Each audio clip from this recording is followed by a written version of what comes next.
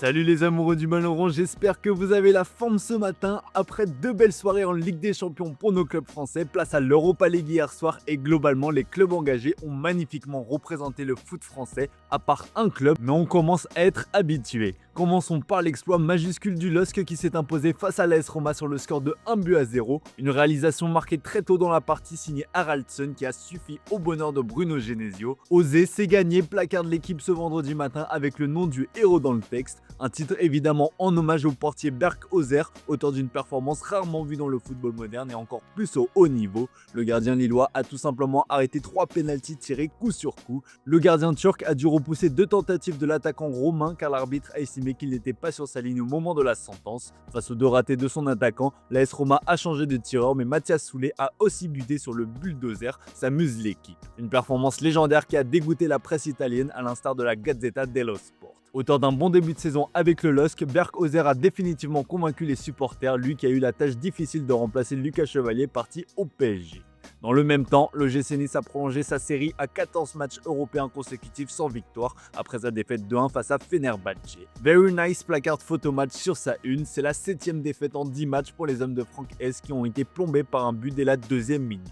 Si l'adversaire ne semblait pas insurmontable, le gym s'est montré trop faible techniquement. Mais où sont passés les leaders, s'interroge l'équipe. Les cadres Jonathan Klaus et Melvin Barth sont passés à côté de leur match, eux qui symbolisent depuis le début de la saison les difficultés de la plupart des cadres niçois à être au niveau attendu. La série noire en Europe se poursuit pour les Niçois, alors que l'OL enchaîne les victoires, se réjouit le progrès. Grâce à 2 beaux coups de tête de ses recrues Satriano et Kluivert, l'OL s'est tranquillement imposé 2-0 contre Salzbourg. 522 jours après son dernier but, Satriano a retrouvé le chemin des filets. Enfin, le RC Strasbourg démarre son aventure en Europa Conference League avec la victoire en chantant, comme l'écrit l'équipe. Pour son retour en Coupe d'Europe, Strasbourg s'est imposé sur la pelouse du Slovan Bratislava au terme d'un match compliqué mais marqué par le soutien retrouvé de ses supporters. Bref, c'est un presque sans faute de la part de nos clubs français cette semaine et ça va faire du bien à l'indice UEFA. On file en Italie où la performance légendaire de Berk Özer est éclipsée par le choc que tout le monde attend ce week-end, le très alléchant Juventus AC Milan qui aura lieu dimanche soir. Leader du championnat, l'AC Milan aborde cette rencontre au sommet avec le plein de confiance. La Gazzetta dello Sport compte sur le trésor de Milan pour obtenir la victoire, le dénommé Luka Modric. À 40 ans, le Croate impressionne tout le monde. Malgré son palmarès, le milieu affiche un état d'esprit irréprochable, un comportement de leader même à l'entraînement et en plus de ça, il a des résultats physiques records. Avec Adrien Rabiot, Luka Modric forme un duo redoutable. Du français, on en parle d'ailleurs sur la une de Tutto Sport. Des millions et des regrets, écrit le journal. Adrien Rabiot va retrouver son ancien club de la Juventus et cette rencontre aura forcément une saveur particulière pour le Duc. L'année dernière, le français ne s'est jamais vu proposer formellement une prolongation de contrat. Il en demandait trop et Coupe Miners était préféré par la Juventus. Aujourd'hui, il est revenu en Italie et s'est rapidement imposé comme un leader de l'AC Milan. Comme pour Rabiot, Massimiliano Allegri va retrouver son ex 12 ans après. Pour le Corriere dello Sport, ce retour risque de faire du bruit, tant Allegri a longtemps été considéré comme l'entraîneur le plus clivant de l'histoire de la Juventus. Victime d'une véritable campagne médiatique, il a été maltraité, dénigré, traité presque comme un incompétent malgré de nombreux succès à la tête de la vieille dame. Bref, des retrouvailles qui s'annoncent électriques. Enfin, pour être complet, le tabloïd transalpin évoque le début du règne de KDB à Naples. Après les tensions avec Conte et la première défaite en championnat, les premières critiques envers le Belge ont fusé, puis KDB a remis les pendules à l'heure, rappelant le joueur qu'il était avec une masterclass en Ligue des Champions. Naples a pardonné et Naples est conquis, le règne du roi De Bruyne peut démarrer. Direction l'Angleterre avec une très mauvaise nouvelle pour Liverpool, comme le placarde le Daily Mirror, Alisson est KO. En plus d'avoir perdu contre Galatasaray en Ligue des Champions, les Reds ont donc perdu sur blessure leur portier, et ce pour 6 semaines. Le Brésilien devrait manquer plus d'un mois de compétition en raison d'une blessure aux ischio-jambiers. Le numéro 1 des Reds sera absent pour la réception de Manchester United le 19 octobre prochain, ainsi que pour le match de Ligue des Champions contre le Real Madrid à Anfield le 4 novembre, et pour un choc décisif à Manchester City 5 jours plus tard. Jordi Mamardashvili fera ses débuts en Première Ligue contre Chelsea samedi, alors que l'équipe d'Arne Slot cherche à rebondir après 2 défaites consécutives.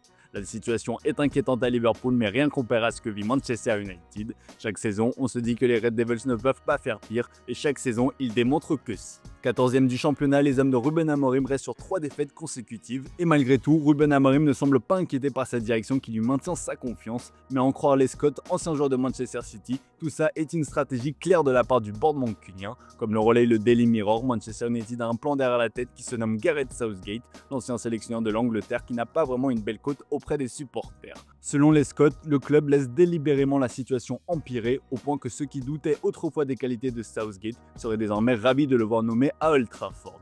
Problème, selon The Sun, l'intéressé a des doutes. Il ne souhaiterait pas rejoindre Manchester United car il sait qu'il n'aura pas le temps pour redresser le club. En attendant, Ruben Amorim est toujours en poste aux grandes dames de Bruno Fernandes. Comme le relaye le Daily Star, le Portugais range son frein, lui qui est forcé à évoluer plus bas au milieu de terrain, une situation qui le ferait presque regretter un départ en Arabie Saoudite cet été, c'est dire. Direction l'Espagne où la presse madrilène s'enflamme ce matin pour le duo Mbappé-Güler. Le Français s'impose comme le grand chef du Real Madrid cette année et il est bien épaulé par son assistant de luxe Arda Güler comme le placarde le journal AS. La connexion entre les deux hommes est excellente comme en témoignent ces quelques chiffres. À eux deux, ils ont marqué 16 buts, soit 70% du total de l'équipe. Arda Güler est le meilleur partenaire de Kylian Mbappé avec 4 passes décisives cette saison. Le Français marque après une passe décisive du Turc toutes les 162 minutes, impressionnant. Cette association fonctionne à merveille grâce à la confiance que Xabi Alonso accorde aux Turcs. Quand Güler n'est pas là, le Real Madrid peut compter sur d'autres joueurs. Comme le signale Marca, la révolution est là. Le plan B de Güler se nomme Franco Mastantuono, autre chouchou de Xabi Alonso. L'Argentin est à la tête des rebelles de Xabi, comme le surnomme le journal espagnol. La méritocratie monte à Madrid et plusieurs joueurs discutent du pouvoir de quelques intouchables. Les noms de Mastantuono, Güler, Brahim Diaz, Ceballos et Rodrigo sont évoqués. Malgré toutes ces solutions à disposition, Jude Bellingham a fait son retour et provoque un casse-tête à Madrid. Le journal AS s'inquiète notamment de l'état de santé de l'Anglais qui a peut-être précipité son retour. Le milieu de terrain avait scotché tout le monde en revenant à la compétition un mois avant la date annoncée. Opéré de l'épaule, le milieu de terrain anglais du Real Madrid a participé depuis à 4 rencontres. Cependant, AS nous apprend que la Casablanca a des doutes. Le quotidien assure que Bellingham est très loin d'être à 100% et qu'il a forcé pour revenir. Un comportement qui a étonné, d'autant que son coach Xabi Alonso n'a pas cherché à le freiner. On termine ce tour de la presse sportive avec le Barça où la défaite face au Paris Saint-Germain est aussi loin d'être digérée. Une défaite face aux champions d'Europe qui a été vécue comme une désillusion par le peuple catalan. Avec toutes les déclarations d'avant-match et les différents chambrages, le Barça est tombé de haut. Mais pour Hansi Flick, les ambitions découlées sont toujours les mêmes. Nous nous battrons pour la Champions, lâche le journal Sport. Le tacticien allemand veut se servir de cette défaite pour apprendre, comme le relaie Mundo Deportivo. Hansi Flick a perdu la bataille tactique face à Luis Enrique. Le positionnement très haut de ses joueurs sur le but de Gonzalo Ramos s'est notamment payé cash. Pour Thierry Henry, c'est d'ailleurs impossible de jouer comme ça en Europe. Les journaux Sport et Marca ont tenté d'analyser les raisons de la débâcle face à l'équipe B du PSG et un point a fait tilt chez les observateurs, l'état physique inquiétant de Pedri et de Lamine Yamal. Pour la première fois, l'Espagne s'inquiète pour le physique de son joyau espagnol. À peine remis d'une blessure, le crack a joué quasi toute la rencontre alors qu'il s'est éteint en seconde mi-temps. Ce n'était pas le Lamine dominant qu'on a souvent vu, au contraire, il affaiblit au point de ne pas réussir un seul dribble en seconde période, en voyant un coup franc en l'air et en ratant une autre situation depuis l'extérieur de la surface de réparation. C'était comme s'il était éteint. Lamine a fini par suffoquer, incapable de dribbler, et a même reçu un carton jaune pour avoir récupéré le ballon en retard. C'est un processus auquel Lamine doit également se préparer, juge AS dans ses colonnes.